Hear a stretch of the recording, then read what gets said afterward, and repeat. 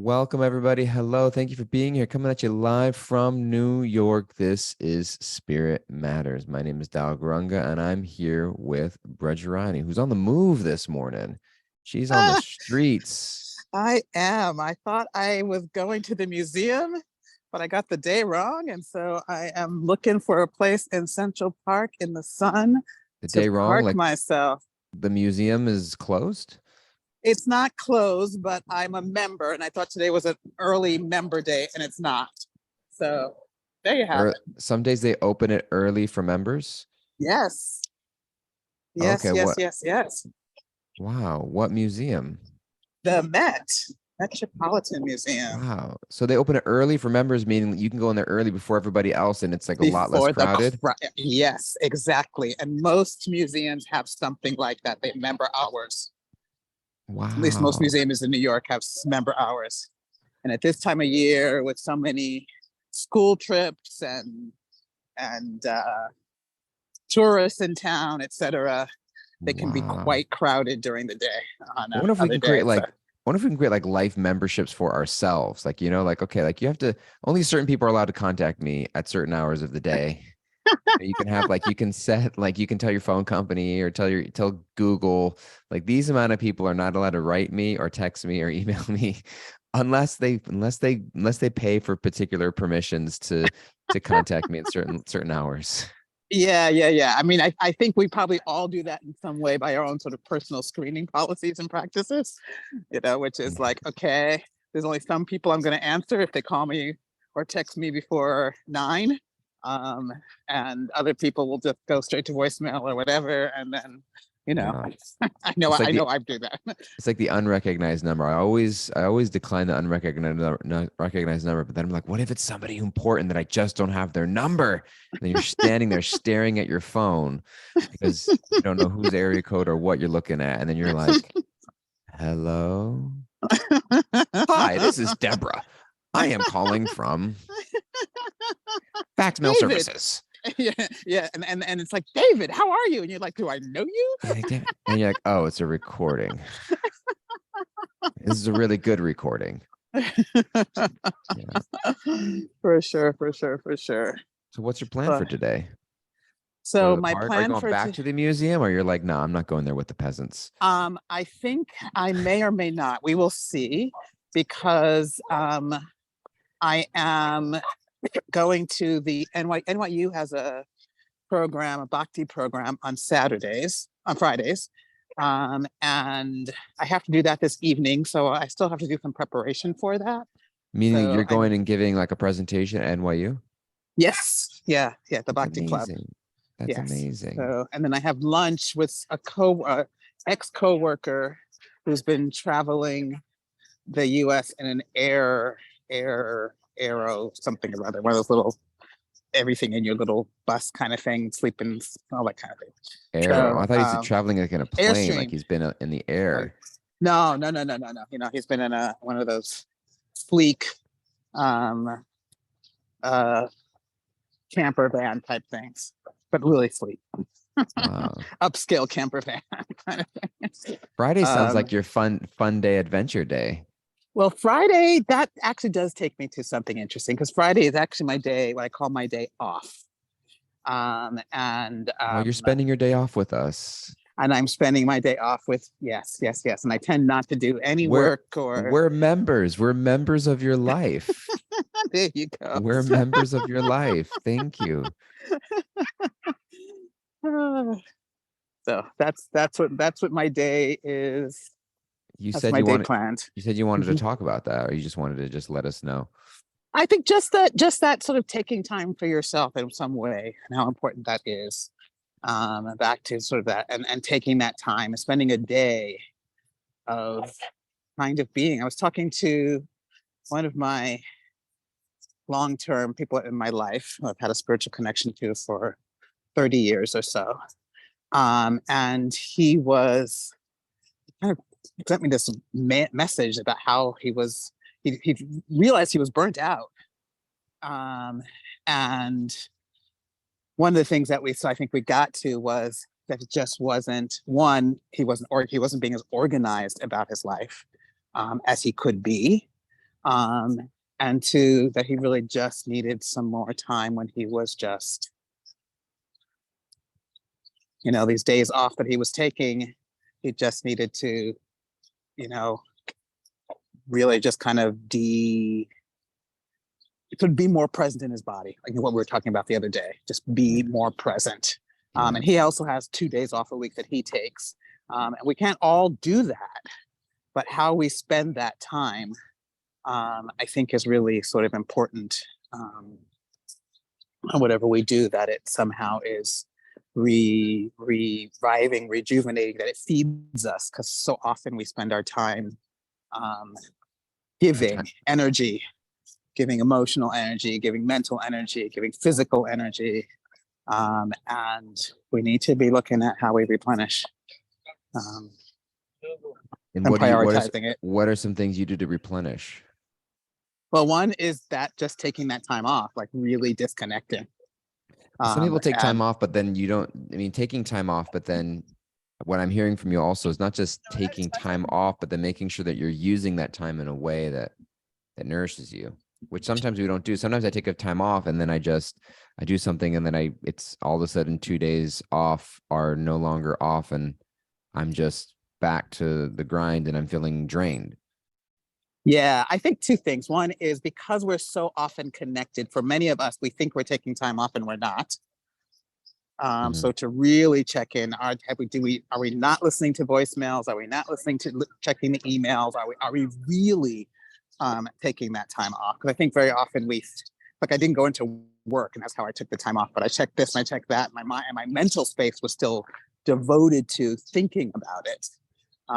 But how to spend that time being more present in what you're doing in the moment, and giving yourself a little bit of space from whatever it is that takes up so much of your mental and emotional energy the rest of the time. Why do you think people have a hard time doing that? I think part of it is technology. I think part of it is that technology just allows us to be on all the time, everywhere, every place. Look at me, I'm in the park. Right? I'm here Yeah. on a call in the park, right? I could work from here, I could do whatever. My email is on my phone, my everything, my text messages, my WhatsApp, all the different ways that people can reach me are on my phone. And so even if I don't mean to, as long as I'm doing something on my phone, it pops up like I've turned off almost notifications on everything so that it doesn't interrupt me when I don't want to be interrupted. So we kind of think we're taking the time off, but I think often we haven't really looked through the details about how these things sort of really impinge upon our lives, particularly with this ubiquitous connection that we have nowadays. Yeah. A part of it is technology, but then I think that there's also a part of us that um, just has a difficult time allowing ourselves to disconnect. And I think that we were talking about this week earlier about all the things I should be doing, and a sense of guilt, a sense of fear, a sense of worry, a sense of doubt that if I'm not attending to things, there's a pastor in New York. I don't know if he's around or I haven't like checked in with him in a few years. Check in with him meaning like I've never met him and I don't like call him, but just checking in like if he's still around and doing stuff. I haven't checked in with old Tim in a while. His name's Tim Keller. I think Tim Keller. He's a pastor in New York, an author, like a well-known figure, and gives really, really great sermons. And he gave this one about the idea of the Sabbath, which is one of the 10 commandments in the Bible. And the Sabbath is honoring a day of rest. It's honoring a day of rest. And the idea of that being like, why is that a commandment? Like, why is it a commandment that on that one day out of the week you need to take a rest? And it's interesting where Krishna says similarly in the Gita that you can't be a yogi unless if you're eating too much or eating too little, sleeping too much, sleeping too little, and not balanced in your work and your recreation. And so this understanding of that balance. And so there's this taking a day of rest. And he's saying that it actually it becomes to force yourself to take that day of rest. It does a couple of things. One is it's an actual affront of the ego. It's an affront of the ego, Mhm. and it's a surrendering of faith that actually I'm not in control of everything. That things can and will get done without me for a day. And that if I'm constantly working 24/7, never taking a break, there is a sense in which I'm playing God in my life and in the life of others, where it's like, I can't let anything, there's no space for me to connect with myself, connect with God, and allow that the world will revolve and continue to spin without me. And he talked about it very much in the sense of like thousands of years ago, when you literally, if you didn't work, you did not eat, you did not survive, because it wasn't like, oh, I've got food in my fridge and I'm just going to take the day off. But it was like, if I'm not going out into the fields and tending to my crops and making sure that the daily sustenance of life is going on, I will not survive. And it was this act of faith, actually, that I can actually let everything go for a second and just trust that the world will continue to spin. And so therefore that taking a day off, taking a day of rest became an act of faith. And it was an act of trusting God and trusting that I'm not the controller. I don't have to do everything. I love that. I mean, I often think about sort of our lives today versus what our lives would have been, or what human life was, um, before we had electricity, before we had all of these ways, how much more connected we were to the cycles of nature. I wouldn't have And made it. so even you would have, though, No, I would have even on died. these days, even It would on have been these like day days. 3, and I'm like, I'm hungry. Where's dinner? And they're like, go grow it. I'm like, I'm out. I'm just gonna start. I'm gonna allow myself to starve. I'm But just gonna get out of this even this society. even on those days when there was always something to do, you weren't necessarily working all day. When the Mm, sun was no longer in the sky and you didn't have light, you kind of, you followed the rhythms of the planet and of the sun, and you didn't have this artificial light that keeps you working all the time. So you came in, you spent time with your family, you did, like, you did what you could do without um without the day being elongated artificially, or our capabilities in it being, all of these things that we welcome, and at the same time, just sort of disconnect us, I think, from sort of these more natural rhythms. I think that also, there is our own pressure internally, and the fear of missing out, whatever that is, that is quite real for many people, you know. And then, but is also a expectation that sometimes is set, that people are out there, working, et cetera, et cetera. And so sometimes it's our internal expectation, sometimes it's our internal expectation reflecting an external expectation, and that can be a little bit harder to maneuver and to manage as well. And mm. yet, um, it's worth trying. Yeah. Well, I think also it's a question that's coming up for me as you're speaking is, whose approval am I seeking? Like, whose approval am I trying to win over? Because on one hand, there's that act of faith that I have to keep working because everything's going to fall apart unless I'm doing it, which is an expression of the ego, and it's expression of I'm the controller, and it's just it's not true. Yes, I'm sure we have importance, and there are things that depend on us, etc., but it doesn't depend on us being working 24/7 every single day. And if that's the case, then something's not working right. And so there's that act of faith that I can step away. And then I think there's also the sense of sometimes whose approval am I seeking? And I think that the act of faith, or the act of being able to take time out and turn inwards and recognize I don't have to prove anything to anybody by working my ass off to oblivion. Like, I don't have to, am I just trying to prove myself to myself or other people? And am I okay turning off and just spending time with family, loved ones, or even if it's just with God?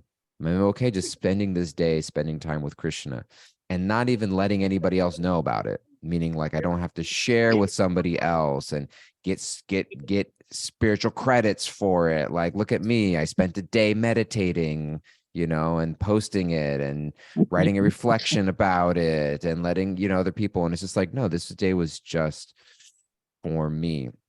And I think that's a really big hard part in a society, in a culture where we have become conditioned for social validation for everything we do. My dessert needs social validation. My walk in the park needs social validation. My day spent painting the house needs social validation. Buying a new set of clothes needs social validation. Like everything, going to the gym needs social validation. Like everything needs a certain level of social validation. We've actually made social validation like our deity, our God in some ways. Like that's who I'm trying to serve and to prove and to dedicate so much of my time to. And it's like, whoa, like, can I just turn everything off for a second and just recognize, can I live without a certain sense of, whether it's social validation by being on social media, social validation by responding to every message that comes into my inbox, social validation by working and trying to accomplish and improve something, and achieve something to prove something, as opposed to like, can I just do nothing? And when I do nothing, it's just me and God. It's just me and Krishna. And am I comfortable with that? Yeah. Yeah. These, this, it's, let me say, it's this, it feels like a modern day problem in some way. Mm, Um, and that's not going to get any better. So we just have to figure out how to find balance within the current world in which we live. Because there's a direction in which things are going. And there's so many young people on this call, better to figure it out now because it's gonna just get more and more tense over the next few decades. It's not gonna get less intense. So it's an opportunity right now to really figure out, what does that look like? What does that mean for me individually, personally? How do I do that? I think is worth really kind of exploring. yeah. Things are going to get worse over the next few decades, guys. I really hope you can figure this out. Yeah, because we're going to be gone before you are, and good luck. Roger Ryan and I, we don't have kids because we didn't want to bring them into this world, but we wish you guys all the best, all you Gen Zers and whatever comes after you. All right, Chris. Well, I do think, which, by the way, I'm realizing, like, I'm approaching 40 and I'm a millennial, which when we think of millennial, it used to be like kids, like the teenagers of the day. And there's like all these, I'm part of all of the 30-year-old, Instagram accounts. And it's like, stop treating millennials like we're kids. Like the word millennial kind of refers to like a young person, but we're 40 now. And then there's always the next generation coming up after us. But anyways, what I was saying is, Tim Keller gives this point also about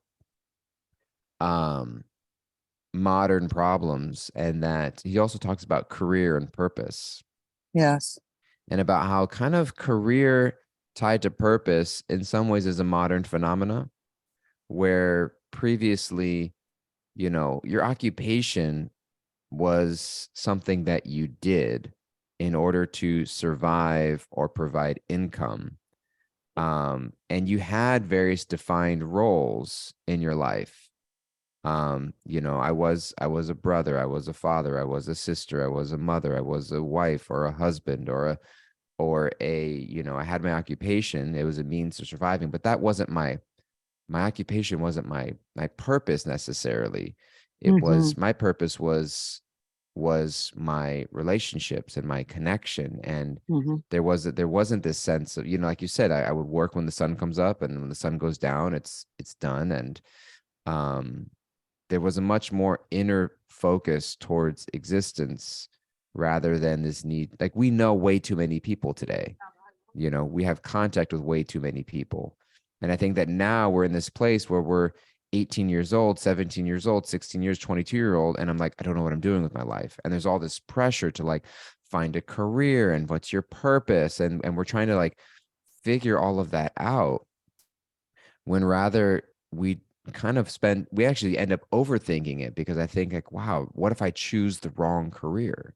What if I choose the wrong purpose? I have to figure out who I am, because I'm defining myself by all the externalities of my career, my relationship status, my bank account, all of these things. And what he was sharing, and I think what Krishna is also sharing to Arjuna in the Gita, he was like, just do your duty, just do your occupation, live your dharma. You've got a psychophysical nature. Just carry it out. The goal isn't for you to have a successful career. The goal is for you to grow closer in love with God and Krishna. Right. And whatever material path is laid out for you is just the particular training course that you have that will get you there. And so I think there's also a very much a focus of like finding yourself and discovering yourself, and making all of these choices from a very young age. And then there's the fear of like getting it all wrong. Oh, this is so good. Thank you. This is Oh, really so good. good. I'm glad that I Two made things. sense.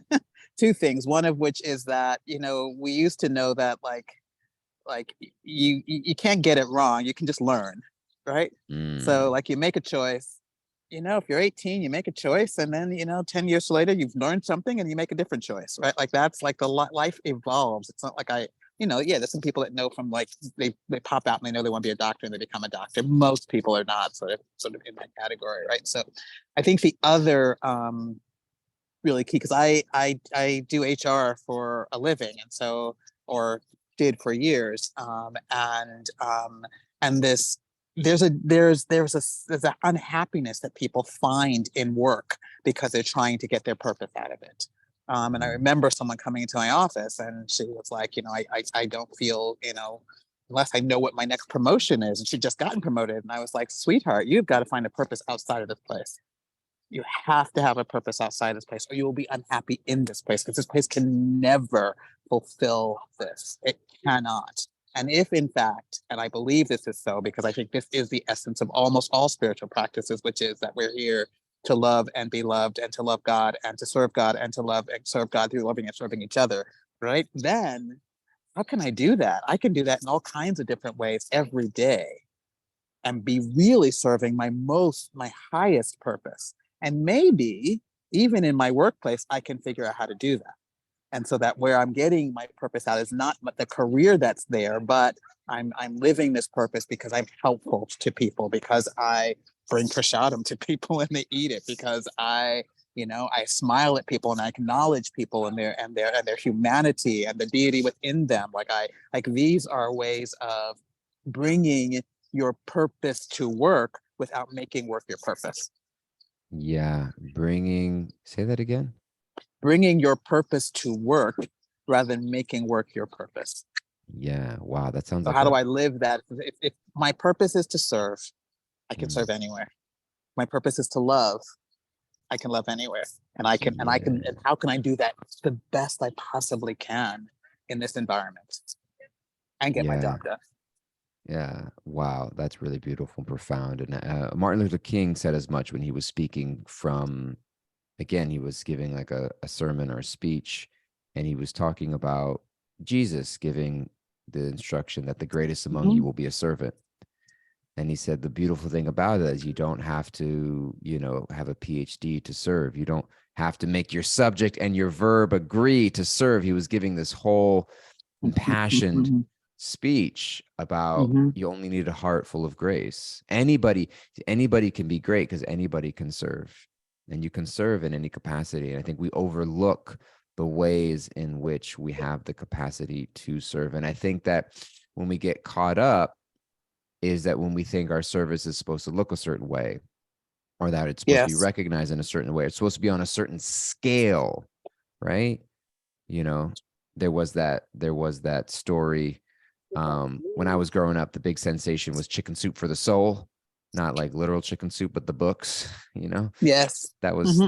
that was pre-TikTok era, before things went viral. Chicken soup for the soul went viral.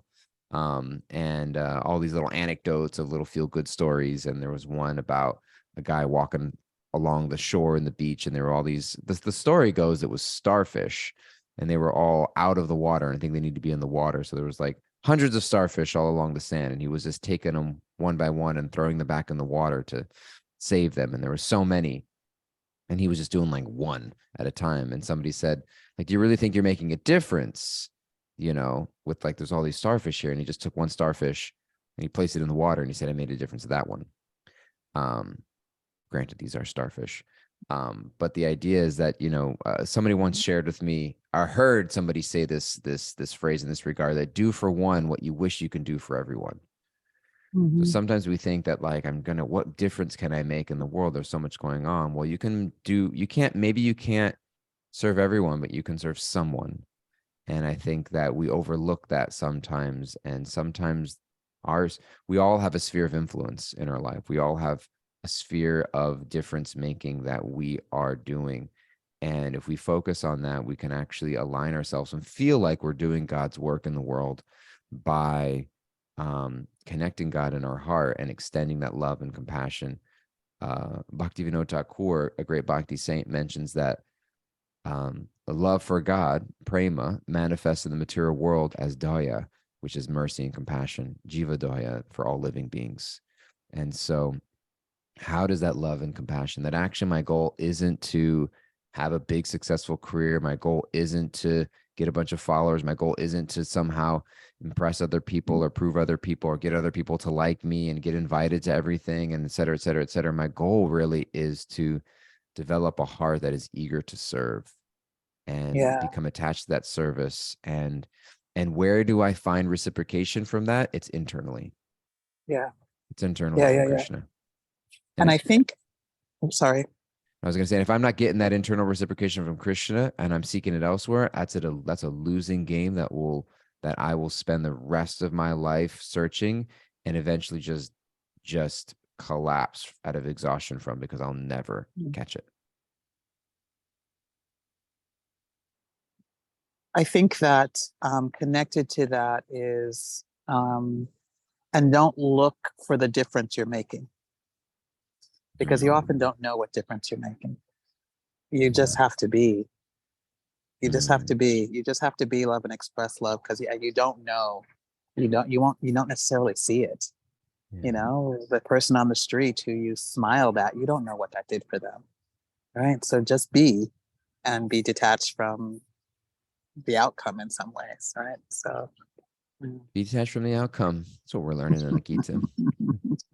I realized I'm looking at the clock. We were at time, and it's a beautiful discussion, a beautiful week. We're going to turn it over to Kimberly, who's going to give us some takeaways for today and this week. Then we'll share our takeaways, and then we'll send you on your way. So what you got for us, Kimberly? All right, takeaways. Find what replenishes and nourishes you. Taking a day off is an act of trusting God. Don't make social validation your deity. Ooh. You can't get it wrong. You can just learn. And bring your purpose to work without making work your purpose.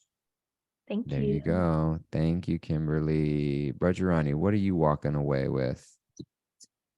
I think I'm thinking about purpose today. And as I walk through this day, how do I recommit myself to just sharing love and sharing God's grace, whether that's through a smile or whatever? How do I just acknowledge and touch people? Yeah. I'm walking away with, I need to go get a members only pass to the museum. I got to get there before the crowds. No, I'm taking away that time for myself. Where is that? And where do I go to do the things that nourish me? And I don't got a lot of things on my plate today, so I'm going to try to practice that today and tomorrow. Let's see how I do. We'll be back on Monday. Been lovely having you with us, Brajrani. We should do this more often. I'm so grateful for you. Next week, we've got Vasudev with us. And so he'll be sharing with us next week. But I'm so glad that you spent this time with us. And I hope you have a wonderful, beautiful rest of your day off. Nobody message her, please. Nobody message Brajarani because she's taking a day off. You Don't can give her. message me. I'm not actually going to respond. I'm not even going to look. So you She's can not even message going to me all you look. want. Don't take it the wrong way. But she's going to ignore you for the next 24 hours.